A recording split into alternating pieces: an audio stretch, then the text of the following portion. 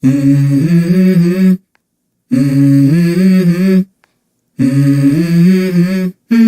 everyone, welcome back to my channel, and I'm Shri. This is my new YouTube channel. I would like to create more and more videos and informative videos for all students and everyone who lives in the United States. So please subscribe to my channel if you like the content and try to share with your friends as well. As per the new rules, there is a temporary 90-day pause on the on the issue of the SSN through the I-765 form that was used for filing for the OPT. So during this period, even if you request an SSN, like while filling the form, even if you requested for the SSN, it will not be issued automatically. Instead, after receiving instead you will be getting a mail that your SSN will not be issued. Instead of that, you can do like after receiving your employment card, that is like EAD card. So once you receive the EAD card, you must visit a local SSA office in person to apply for your SSN. Okay, so now I will explain you what is the eligibility criteria and what are all the documents required if you want to apply the SSN by visiting in person. So coming to the eligibility criteria, so you must be an F-1 student F-1 student on OPT. So you must be physically present in the United States and have an approved OPT with a valid EAD card. So please make sure that your OPT is approved, but also you should have a valid EAD card physically. If you don't have a valid physical card, you cannot apply and they will not accept your application while you're applying. I hope I made it clear.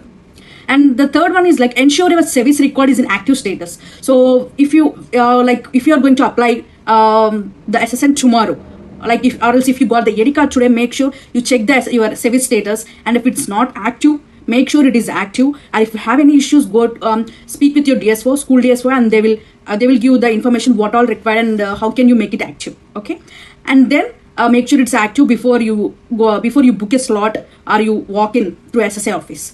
And the required documents for this. And coming to the third part, required documents. So coming to the required documents, you should complete the form SS5. It is for the application for the social security card. And the second one is like valid passport with F-1 visa. Like you should have a valid passport in your name. And the third one is like your most recent I-94 admission record. That means the latest one. You should make sure you download through the I-94 website before you apply. And the fourth one is like I-20 form, the latest I-20 that you have applied for the OPT. So make sure you take only the OPT I-20. If you take the previous I-20s, it will not be valid because the I-20s will be ended particular duration before your masters. Like at the end of your masters, after applying to your OPT, you will be getting a new I-20. So make sure you grab that one and take with you. And also the last one is like the last but the most important one, I can say, the EAD card. So don't forget to take your EAD card as well along with you. So these are all the documents again here. You can check the list and make sure you take with them while going to the SSA office. And I will also walk you through the application here so that you will have a clear area. So what all you need to fill. So check it out here. I would request everyone to go to your search browser, whatever the browser you are using, and search for SS5 form. That is for the application for the SSN. So and go to the link like ssa.gov, and this is for the application for social security card. And when you click on this, you will get the form like this. So it is for the application for the social security card, and anyone can use this application like three criterias. And if you are applying for the first time for the social security card, and if you want to replace a card, or else if you want to change or correct any of your information in your social security record. So when you scroll down, completely, so this is the application. So and this application you will get when you go to the office, SSN office in your nearest location, you can get this form. They will be available. So they will give you this form and ask you to fill these details. So you have to fill your first name, last name, and that should be displayed on your card. And make sure you fill these details as per your passport, so that you will get it correct without any mistakes. And if you have already a social security number previously and you have to enter it, I think everyone who watches this video will not have an SSN. So you can leave this as blank, and you have to enter your place of birth, the foreign country, and the date of birth of yours. And here coming to the citizenship. So you have to make sure like if you're a US citizen or legal alien or others. So coming to if you have any doubts here, come back to here and make sure check in the 5th point. See, if you check a legal alien, you must provide a document from US, federal, state, or the agency. So make sure you can check. If you get any doubt, you can verify from these points whether you are not, whether you can make sure like you are getting it correct. And after that, you can mention your race, then your parents' name, date of birth. If they have any social security number, you can mention. And all the international students, if your parents lives in United States, you can enter their social security number, or else you can just leave it as blank by just filling their first and last name. That's it. And coming to the 11th point, has the person listed in the item 1 or anyone acting his or her behalf?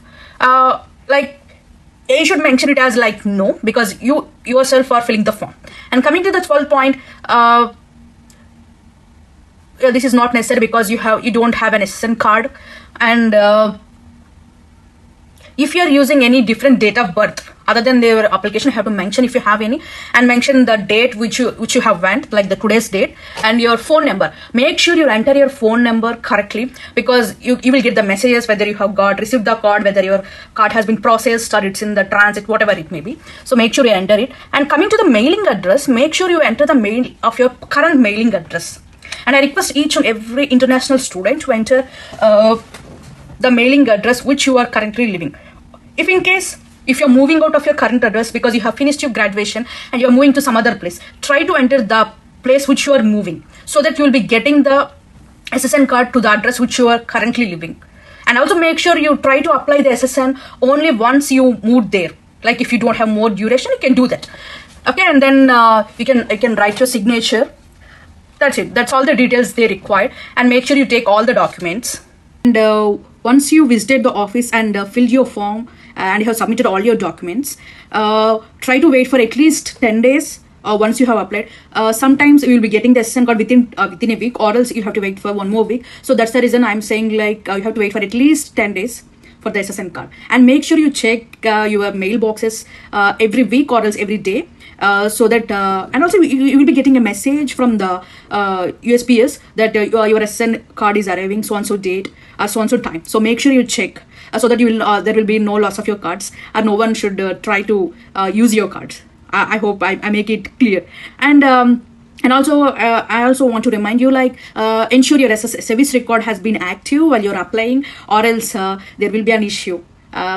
And also you can also schedule your appointment by going through the website which I have shown to you. If there are any slots available for your particular location, it will be displayed on the same page, the main page. Or else if you don't find any slots, just do one thing, just reach out to their contact number on the ending of their page, and also I will give the page link in the description. You can check.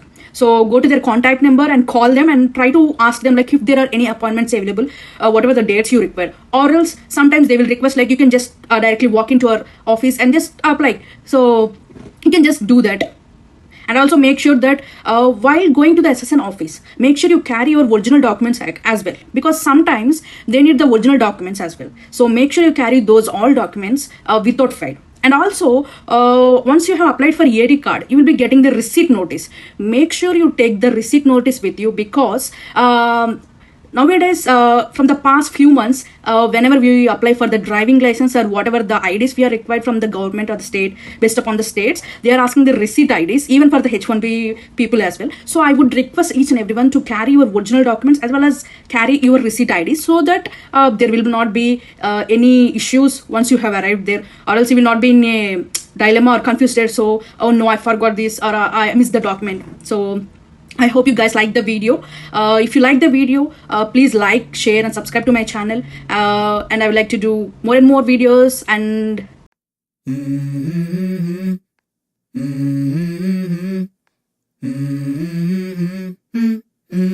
let's go.